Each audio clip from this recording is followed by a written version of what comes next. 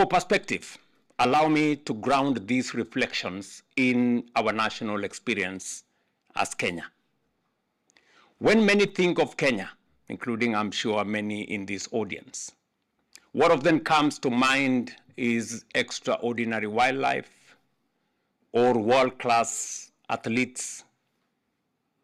And while this is true, it's only part of the story. Kenya is indeed a land of remarkable beauty, the cradle of humankind, and the origin of wonder. That is why we say, whenever you come from wherever, you don't simply visit Kenya, you come back home. But Kenya is far more than this. It is a dynamic, forward-looking nation at the center of Africa's transformation. Situated along the Indian Ocean in East Africa, Kenya occupies a strategic position at the crossroads of global trade routes linking Africa to the Middle East, Asia, and Europe. With a population of over 55 million, predominantly young, educated, and ambitious, and one of the most diversified economies in our region, Kenya is charting a deliberate and confident path forward, anchored in resilience and reform. Through deliberate and at times difficult but necessary policy choices, we have transformed Kenya into the sixth largest economy in Africa. We've strengthened our foreign exchange reserves, stabilized our currency, reduced inflation, and restored investor confidence, as reflected in the recent upgrade of our credit rating as a nation. For too long, we, especially in leadership, have tolerated the average, and by so doing, constrained our ambition. But that era has come to an end. Today, we are raising the scale of our ambition with a clear objective to transform Kenya into a first world economy within our lifetime. And we are doing this through three critical priority pillars. First, we are undertaking a rapid expansion of critical transport and connectivity infrastructure, including 28,000 kilometers of road, new airports, and seaports. And over the decade, we have committed to more than doubling our paved road network, modernizing our airports and ports and logistics hubs, because we recognize that connectivity is the backbone of economic transformation.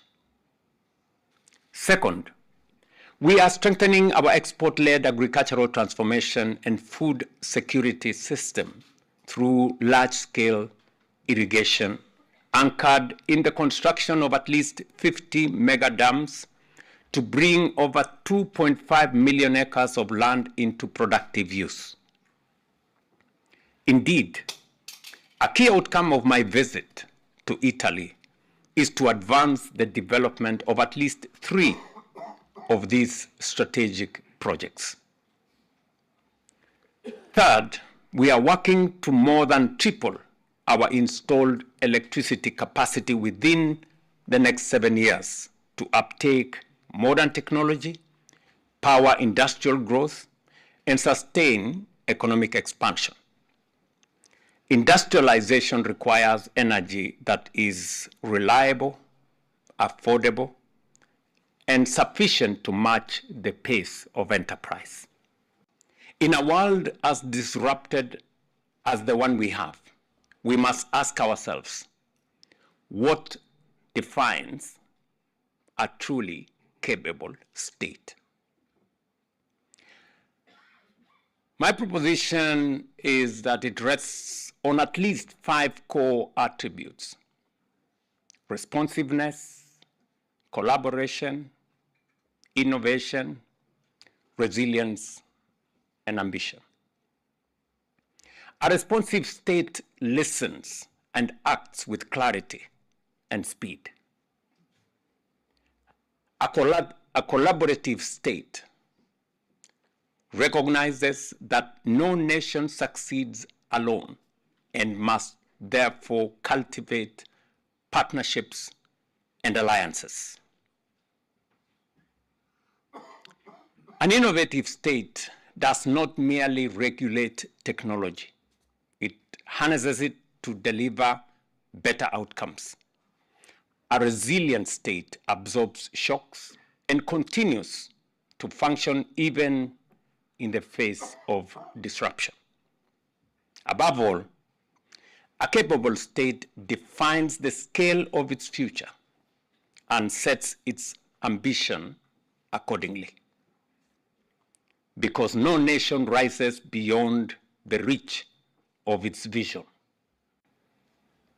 Kenya is equally a vibrant democracy, grounded in constitutional governance and active civic participation.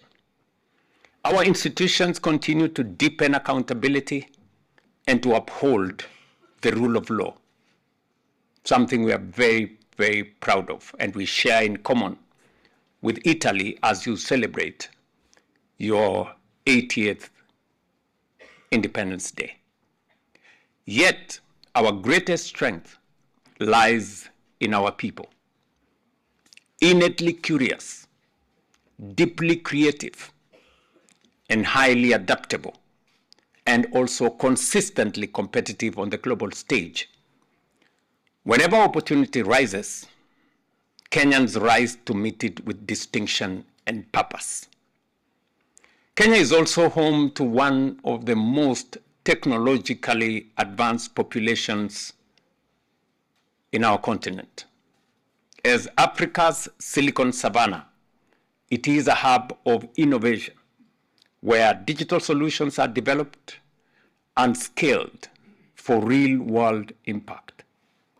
From a mobile finance platform such as M-Pesa to digital public services, innovation in Kenya is practical, inclusive, and transformative. We recognize that citizens experience the state through service delivery. We are therefore redesigning government systems to be more accessible, more transparent, and responsive through digital transformation. Yet, progress alone is not transformation.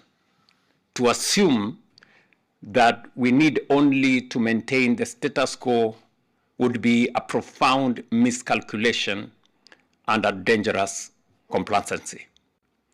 Over the past 3 years, we have made significant strides towards universal health coverage.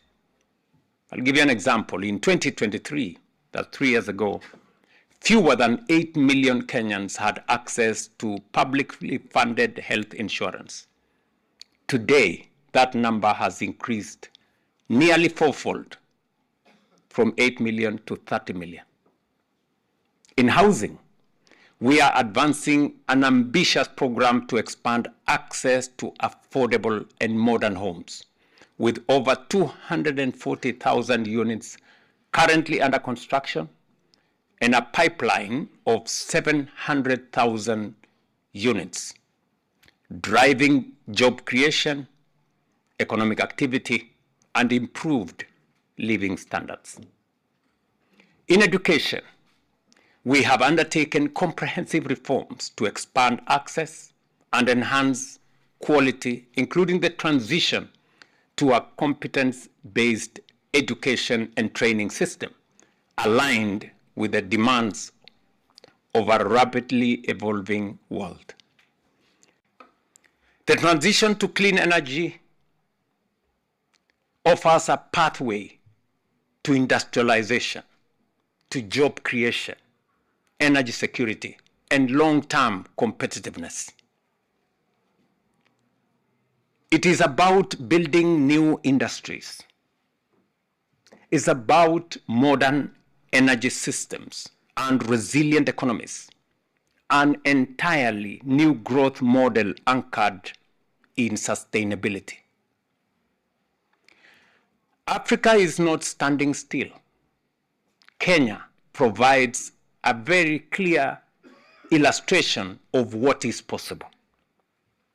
Today, over 90% of our electricity in Kenya is generated from clean energy sources. We are a global leader in geothermal power, with projects such as Olkaria placing Kenya among the top producers worldwide of geothermal energy. We have also made sustained investments in wind and solar, including the Lake Turkana wind power project, one of the largest on the continent, as well as continued expansion of solar generation. These investments are not only reducing emissions, they are powering industry, lowering costs, and strengthening energy security. Across Africa, similar efforts are underway, scaling renewable energy, advancing green industrialization, and strengthening climate resilience across agriculture, infrastructure, and livelihoods. These are deliberate steps to reposition Africa as not just a victim of climate, but to be a driver of global solutions. But Africa cannot do this alone. The international community must now match ambition with delivery. Climate leadership must be measured not by declarations that we make, but by results. This requires a fundamental shift, reforming financial systems, scaling up climate finance, and ensuring equitable access to investment. We are adopting innovative financing models anchored in partnership. We are identifying commercially viable public projects and working with both domestic and international private sector partners to bring them to fruition, creating a genuine win-win outcome, sustainable returns for investors, and improved services for citizens without necessarily imposing additional strain on public debt or taxation. Public-private partnership has become a cornerstone of our development paradigm. Through our National Infrastructure Fund and Sovereign Wealth Fund, we are mobilizing public and private, domestic and foreign, capital for finance, especially for major priority projects. And we have a portfolio of close to 40 billion euros of projects over the next 7 years. Mr. President, distinguished guests, Kenya's national aspirations are inseparable from the destiny of Africa. We are living through a period in which many of the certainties that have defined global order for decades, including multilateral institutions, predictable trade systems, and a long-standing security alliance, are today faltering. Conflict has returned to the center of international affairs, from Ukraine in recent years to Middle East in recent weeks. Trade routes have assumed new strategic significance, as reflected in the rising tensions around the Strait of Hormuz. Security, meanwhile, is no longer confined to territorial borders. It is now extending into the cyberspace, energy systems, and critical infrastructure. At the same time, technological change is advancing at a pace that governance systems are struggling to match. Climate pressures are no longer projections. They are an immediate and lived reality for hundreds of millions across the world. We must recall the solemn commitment that gave rise to the United Nations 80 decades ago, which said to save succeeding generations from the scourge of war, which twice brought untold suffering to humanity. That commitment, never again, was not a mere slogan. It was a covenant with humanity. I wish to reiterate the following.